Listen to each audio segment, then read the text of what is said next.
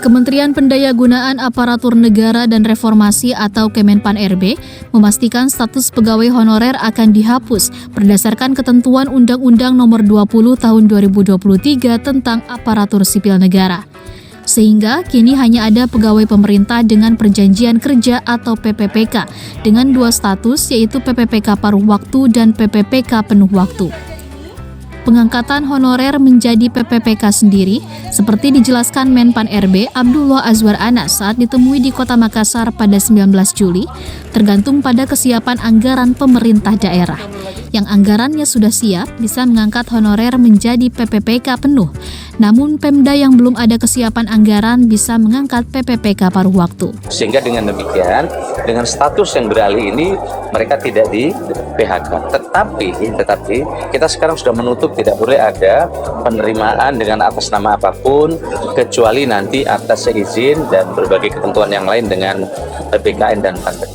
Azwar meminta Pemda agar tidak lagi menerima pegawai dalam bentuk apapun selain melalui mekanisme CPNS dan PPPK, kecuali nanti atas seizin dan berbagai kebutuhan yang lain dengan ketentuan yang ada. Terkait penerimaan ASN, Azwar menyebut telah dimulai, namun tahapan awal diperuntukkan untuk sekolah kedinasan, di mana untuk tahun 2024 penerimaan CPNS akan diperketat untuk mengantisipasi kecurangan. Dari Makassar, Sulawesi Selatan, Cynthia Krisna, Kantor Berita Antara, mewartakan. Ya, baru saja kita dengar statement terbaru dari Menpan Azwar Anas berkaitan dengan pengangkatan rekan-rekan menjadi P3K. Dan di sini Bapak Ibu, mayoritas Bapak Ibu nanti akan dijadikan P3K part-time ya, jika memang Pemda Bapak Ibu tidak dapat menganggarkan proses pengangkatan P3K tahun ini. Nah, ini juga dikutip di CPNN, menindaklanjuti informasi yang kita sampaikan tadi, bahwa Menpan-RB Azwar Anas memastikan sebagian honorer akan menjadi P3K part-time. Ini ya kabar buruknya. Lokasi Makassar, Menpan-RB Azwar Anas mengatakan bahwa status kepegawaian hanya akan tinggal 2 ASN saja, hanya tinggal 2 jenis ASN, yaitu PNS dan P3K. Adapun P3K nanti juga akan terbagi menjadi 2, P3K penuh waktu dan P3K paruh waktu. Beliau menyebutkan yang pertama PNS dan yang kedua P3K.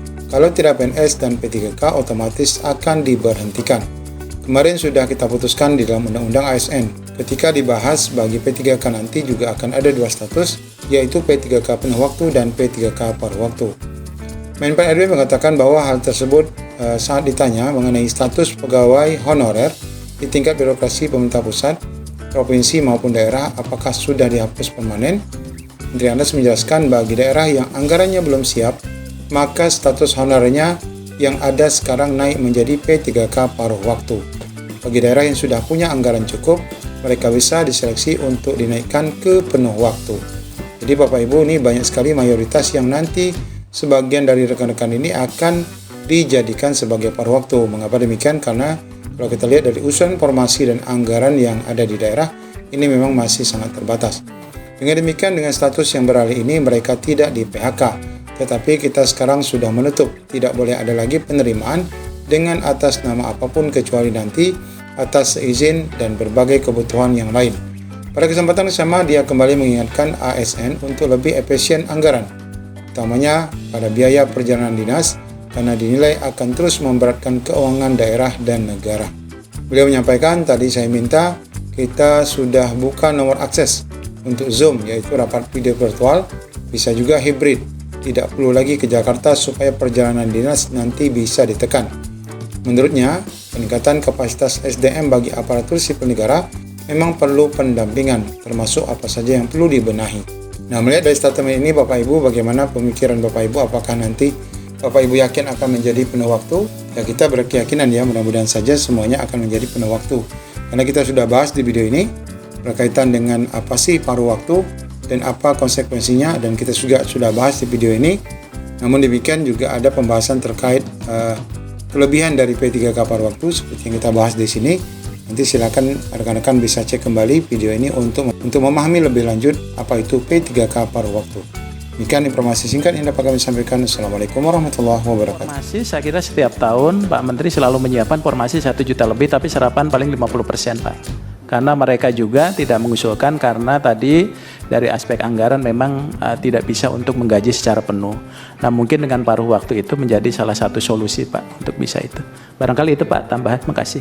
Baik, makasih Bapak sekalian. Jadi kami siapkan formasi, tapi yang terserap formasi itu kurang lebih rata-rata 50%. Jadi daerah tidak menyerap dan kementerian lembaga dari formasi yang kami siapkan. Sementara padahal mereka membutuhkan. Ini jadi problemnya sebagian di daerah memang ini. Karena daerah tidak mengusulkan formasi kepada kami. Karena kita tahu persis bahwasanya kemampuan APBD masing-masing daerah itu sangat-sangat variatif dan ada kecenderungan mereka tidak mau membebankan APBD mereka dengan dana untuk yang sebagian besar kita ketahui bahwa mereka itu kan sebagian besar sudah terbeban ke honorarium segala macam dan penggajian.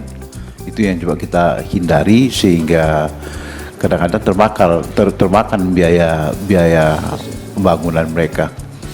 Oleh karena itu barangkali apakah tidak bisa kita bicarakan ini ke pihak Kementerian Keuangan agar ada sedikit keseragaman, tidak semata-mata tergantung kepada kemampuan APBD di daerah. So kalau itu kita biarkan, tetap juga persoalan honorarium ini tidak akan selesai tuntas walaupun mereka sudah diberi bernama P3K. Ya setuju Pak Ketua, kami berulang kali menyampaikan kepada Ibu Menteri. Karena case-nya terjadi bukan hanya ke orang lain, waktu saya jadi bupati terjadi case itu. Kita diminta merekrut P3K di akhir jabatan.